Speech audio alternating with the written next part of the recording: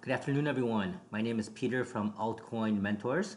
Welcome to our YouTube channel.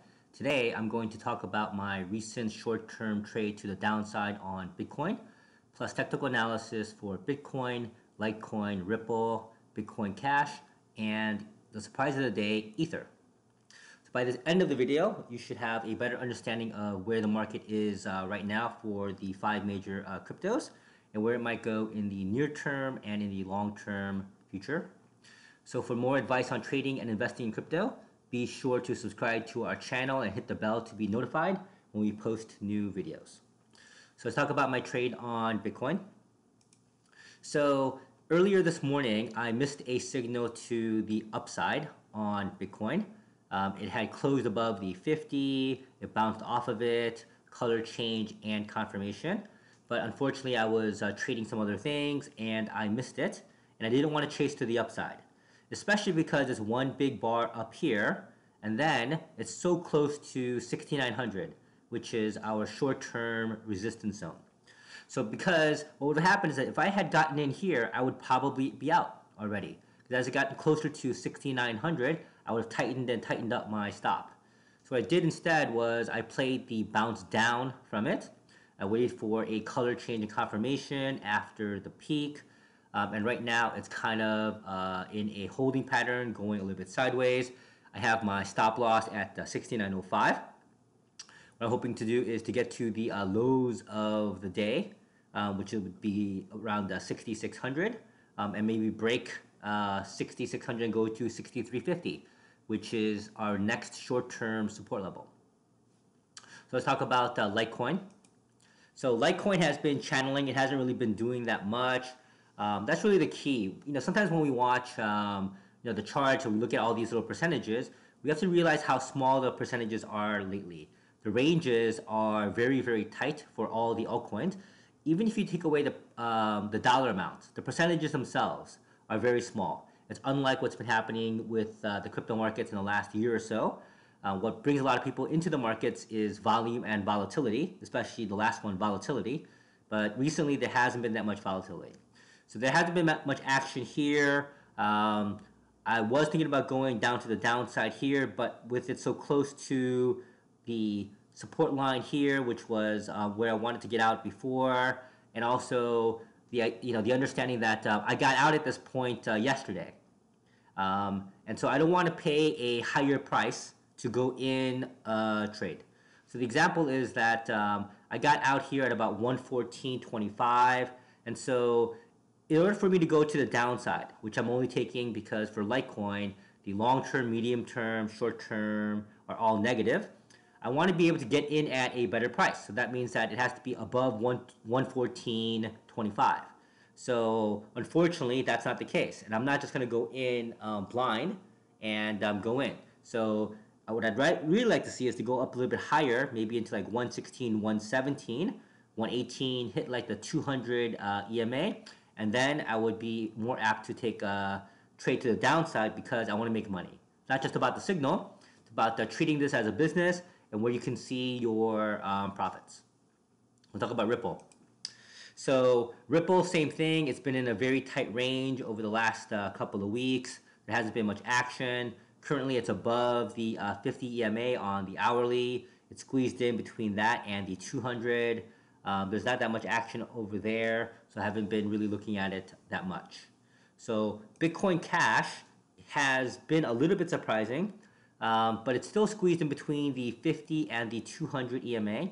Like I said before, Bitcoin Cash is in a unique position because it's in what I call a blue ocean, which means that there's no major support for a very, very long time. So if we zoom out on it, right, we'll see that 853 and 525 down below, we're talking about 325 points between major resistance and major support. And so you can see it's been hovering like that for a good 2.5 weeks now. And so if it breaks 625 in a very solid fashion and it goes below 600, then the next level would be 525. But until then, I'm waiting to enter a trade. Let's talk about Ether, which is the surprise of the day because it's going a little bit higher. Unfortunately, I missed this one as well because I'm not a big fan of Ether recently. It's been getting clobbered. And so because of that, I haven't been looking too much at it. But if it keeps on going higher, maybe breaks above the 436 level, it can go up to about 450. If it tests it there and breaks down, I might go short. If it breaks above it, I would go long, because then the next major resistance level is at 502, which then would be a nice move to the upside. So I hope you're enjoying this video right now. Please follow us on Twitter and on Telegram. If you follow the links below, you can subscribe to our channels. Before I go, I'll talk about the long-term view of Bitcoin and the other coins.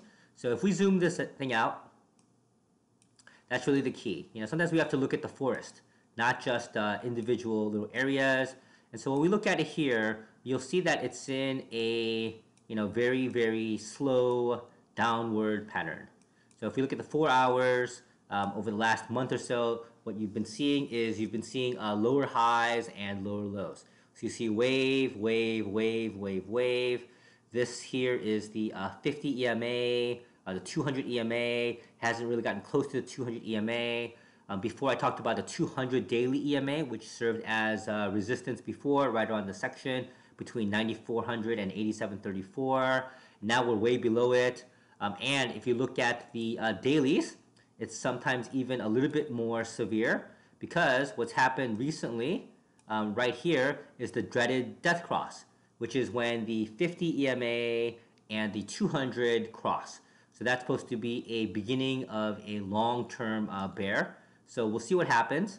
For right now, it has to break below the 5,900 area first before it can really go into bear territory. Then our next area would be 4,500, and then way below that would be at 3,000. So there aren't that many levels below that, because it had such a meteoric rise from 3,000 up to 8,000, because it went up to 3,000 to 6,000, came back to 3,000, and then just skipped over everything and went right up to 8,000, went back to 7,000, and then shot right up to 19,000. So because of that, there aren't that many levels at the points below this. But as it goes down, I will create more levels, because I'm sure that there will be more that are forming as if we go down to the lower side. But if you look at this long-term chart, you can see that on the dailies, if this breaks this low over here, then what we will definitely have is another new lower wave low. And then on the long term, we'll have a very bearish tone, because here at 11,700, it tried to break it twice. So this is a double top. It didn't. So we'll see if we get to a double bottom around the 6,000 level down below. So let's look at Litecoin. We'll go backwards. So same thing on Litecoin on the dailies. It's going down, but there is no death cross right here. But the next target, though, is below around the 106 level, is medium support, and below that is 85 to the downside if it really breaks. But same type of situation here, where it really needs to break the lows from early February to go further down into the 80s. So let's talk about Ripple. Ripple has been getting hammered for the last couple months. There were a lot of rumors for Ripple for a long time. It was really hot in Korea for a while. I had just gotten back from Korea, and they're still talking about the rise and fall of Ripple. Because in Korea, Ripple went to over $4. And then now it's just like it is here, hovering around 50 cents. So you're talking about an 80% decline in a instrument over such a short period of time.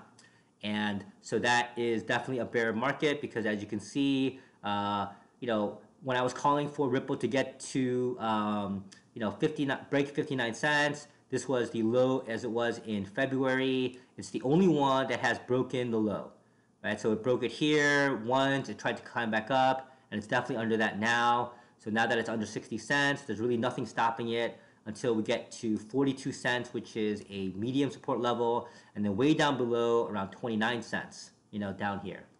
So let's talk about Bitcoin Cash. I know there are a lot of things that are going on with it. For me, I'm a technician, not a fundamental person. So I just look at the charts, and when I look at the charts for Bitcoin Cash, I see something that is very ugly. because it went up very, very high and it came down just as fast. And we have the death cross, right? That just happened below. And so Bitcoin Cash also went under the lows of February. So the next level here would be at 510, and then really way below that would be around 275, way, way down. Talk about Ether, which looked very strong. So when I was having conversations with my buddies at the beginning of this year, we were very surprised at how Ether was doing. But then recently, Ether has been getting hit a little bit harder. So let's look at that in our charts. So as it was going here, it didn't really break the lows. The 200 held up pretty well. It started to go a little bit higher, but then it came crashing down to earth just like everything else. So if it crosses, right now it's at this 380 level. If it breaks this down here, and the next really low is at 240, which is the major support line.